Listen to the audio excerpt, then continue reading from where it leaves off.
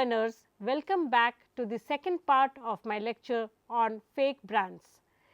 In part 1 of this lecture series, we have discussed about the causes that why fake brands are capturing the rural India. Now, we will focus on the sector-wise analysis of impact of fake brands. Now, let's analyze how fake brands impact specific sectors, starting with fast-moving consumer goods. This sector, encompassing everyday items like toiletries, packaged food, beverages and cleaning products, is arguably one of the most severely affected in rural India.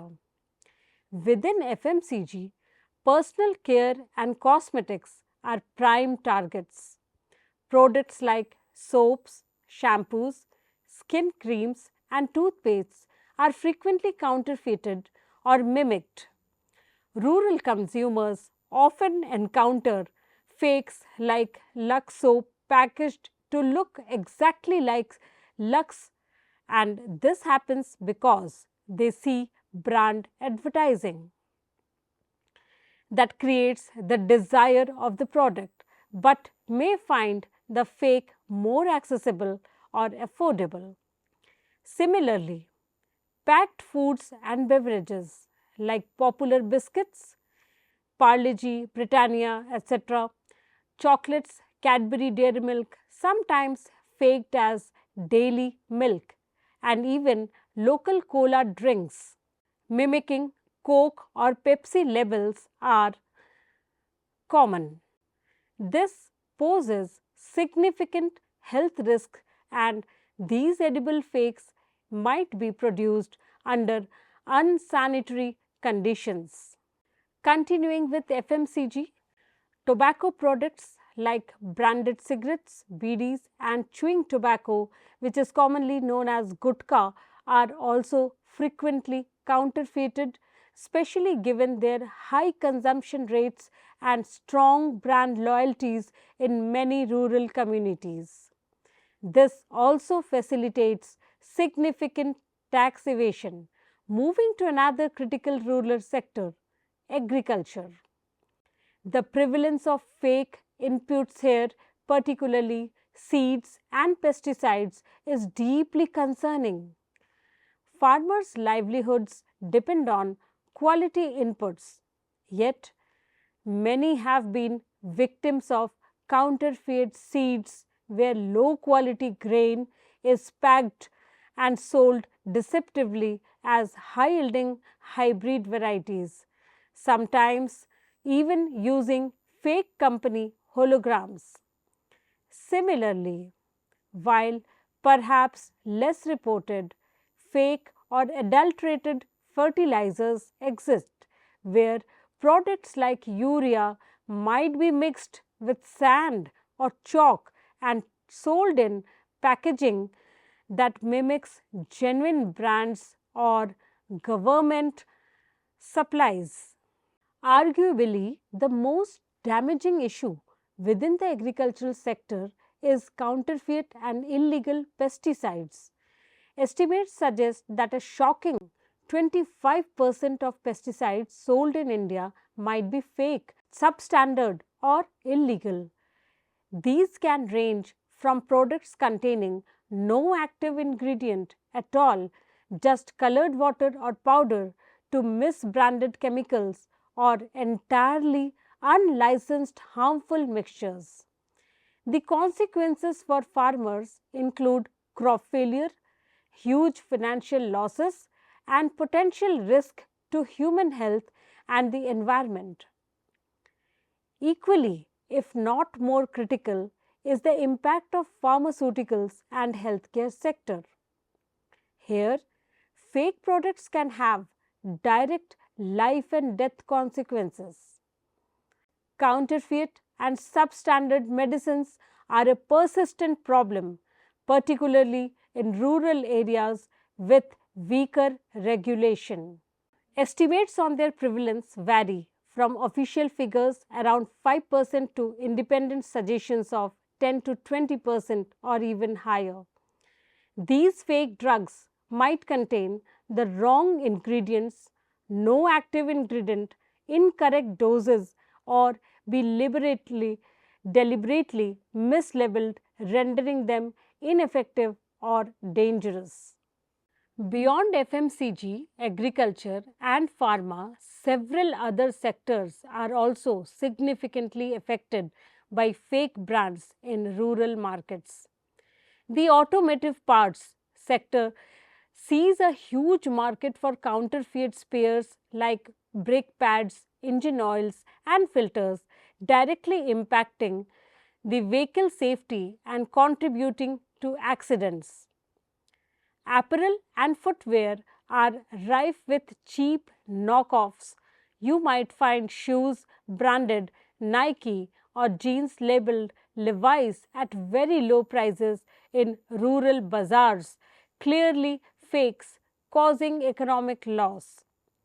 With mobile phone penetration, electronics and mobile accessories like chargers and batteries are wildly faked, posing safety hazards such as overheating or explosions. Even fast moving consumer durables like pressure cookers can have counterfeit versions or lookalikes, for example, Hankins mimicking Hawkins, leading to poor performance and potential safety failures.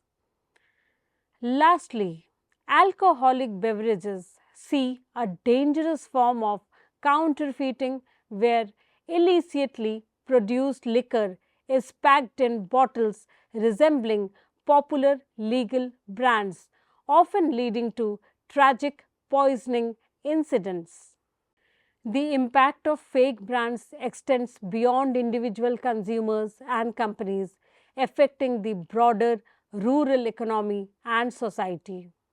Firstly, the counterfeit trade operates largely within the informal or black economy, evading taxes like GST. This results in significant revenue loss for the government, funds that could otherwise be invested in rural development.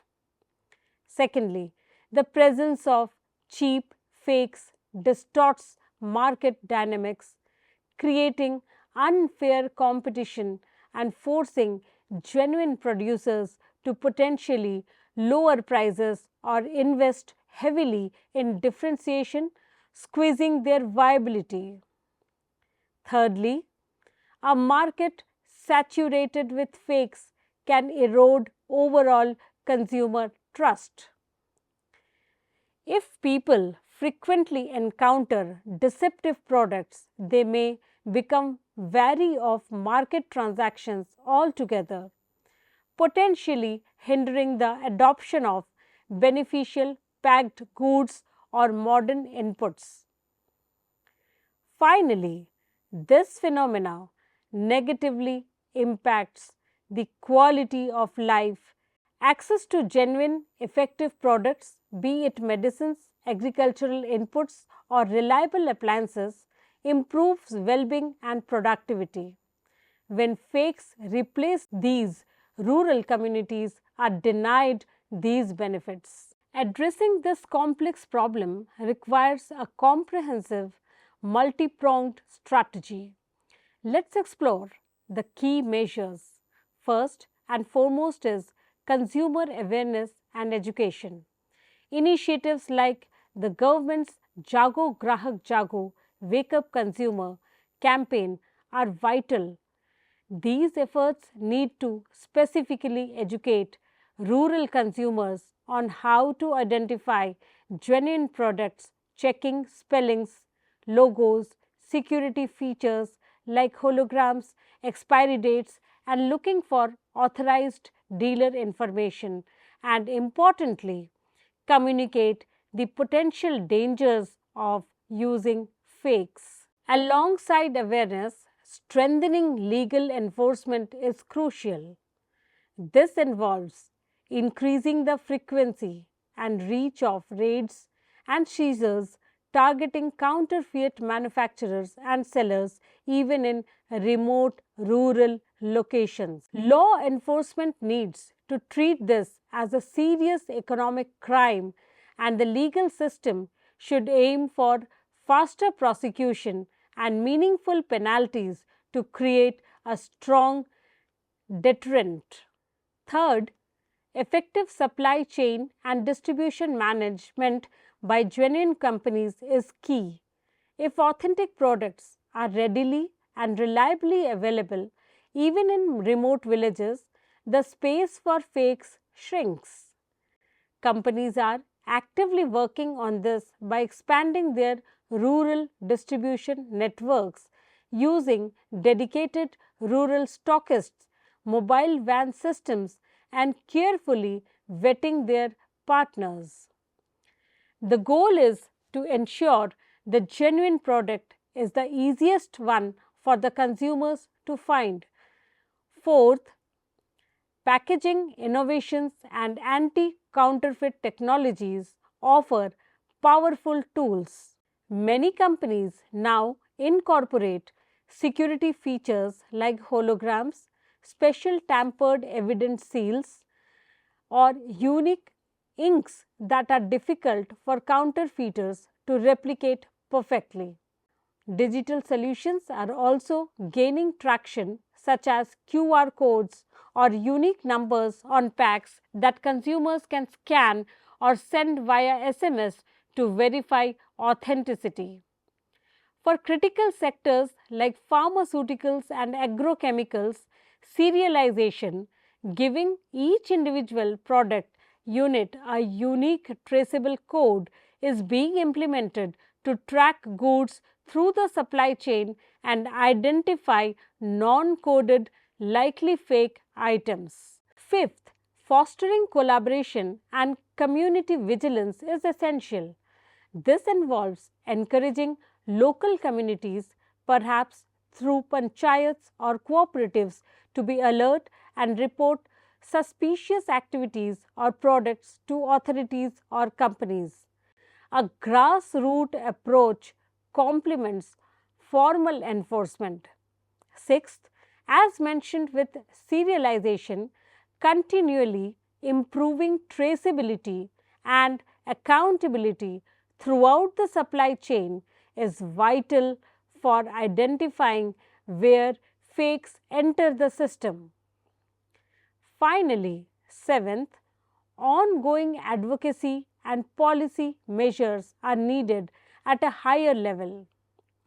Industry associations like FICCI, Cascade, and ACMA play a crucial role in advocating for stronger intellectual property protection, the establishment of specialized or fast track courts to handle counterfeiting cases more swiftly, and improved coordination between various government agencies involved in enforcement. Let's specifically look at the roles of different stakeholders, starting with companies and marketers. They must be proactive. This includes establishing dedicated brand protection teams to monitor rural markets, detect fakes, and initiate legal action. Securing the supply chain through careful vetting of distributors and retailers, and perhaps using exclusive dealerships or even company owned outlets in some areas is critical. Dynamic packaging strategies like changing designs periodically or using region specific labels can make it harder for counterfeiters to keep up. Direct consumer engagement is vital. Using mobile vans, street plays, or participating in local events to educate buyers on identifying genuine products. Providing verification tools like holograms and customer helplines build trust. Finally, companies need to innovate affordable offerings like small pack size, that is sachets, or refilling packs, ensuring that genuine products are accessible and compete effectively against low priced fakes on the price front. The government and regulators have a fundamental responsibility. This starts with creating and regularly updating strong legal frameworks that criminalize counterfeiting effectively and protect consumer rights. Critically, these laws need robust enforcement. This requires providing adequate training, resources, and manpower to enforcement agencies like the police, drug inspectors, and agricultural officers, enabling them to act decisively, especially in rural areas. Solutions like mobile testing labs can help conduct on the spot checks for fake medicines or inputs in smaller towns and villages. The government must also lead large scale public awareness campaigns using accessible media like Doordarshan, All India Radio, and regional newspapers. Simplifying complaint mechanisms, perhaps through SMS or dedicated village level consumer cells, empowers citizens. Supporting small and medium industries (SMEs) with trademark issues is also important. Finally, fostering collaboration between government agencies, the private sector, and even international bodies is essential for a coordinated fight against counterfeiting. Finally, the local community itself has a crucial role. Organizations like village cooperatives, that is, for example, dairy, seed, or farmer producer organizations, can play a significant part by educating their members about the risk of fakes and ensuring that only genuine inputs or products are procured and distributed through their network.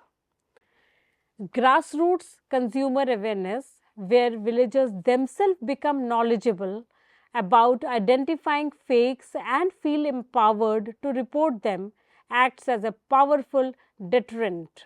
Ultimately, success hinges on joint responsibility and collaboration. Companies can share market intelligence about counterfeit hotspots.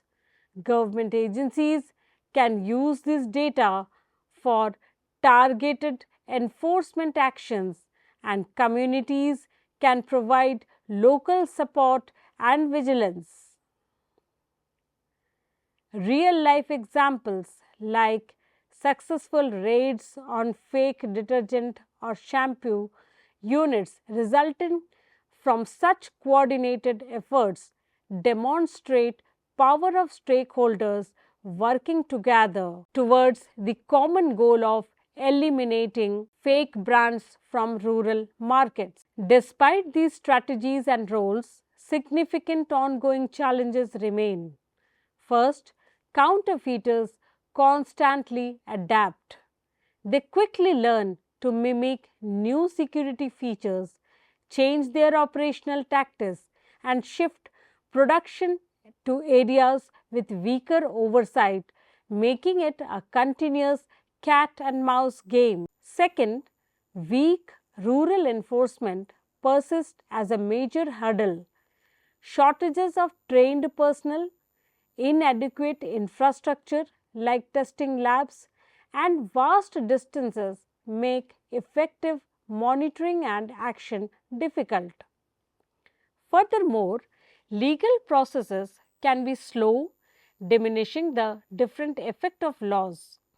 Third, changing consumer habits and inertia is difficult. The lure of a lower price is powerful, especially for low income households. Deep seated trust in familiar local sellers who might be pushing fakes, and the sheer difficulty of ensuring awareness campaigns reach every corner of rural India remain significant barriers. Further challenges include the sheer scale and informality of rural markets. Monitoring millions of small scattered retail points, including temporary stalls and mobile vendors, is an immense task. Fifth, coordination issues hamper efforts. Counterfeiting networks often operate across state borders, but effective collaboration between different state police forces, central agencies, and regular bodies can be hindered by bureaucratic hurdles. Sixth, while technology offers promise, it also faces limitations. Implementing solutions like QR code verification across rural India runs into issues of reliable internet connectivity, smartphone ownership, cost, and the emerging threat of counterfeits creating fake verification systems. Finally, the underlying economic pressures and high price sensitivity in many rural households mean that the demand for cheaper alternatives, even if they are fake, remains persistently high. Looking ahead, what is the future outlook and what recommendations can be made? The fight against fake brands will require continuous evolution and strengthening of strategies. Firstly, there's a need for stronger legal and regulatory actions. This includes pushing for tougher penalties for counterfeiters, establishing specialized fast track courts to handle intellectual property and counterfeiting cases efficiently, and making more proactive uses of bodies like the new Consumer Protection Authority. Secondly, digital and technological integration will be the key.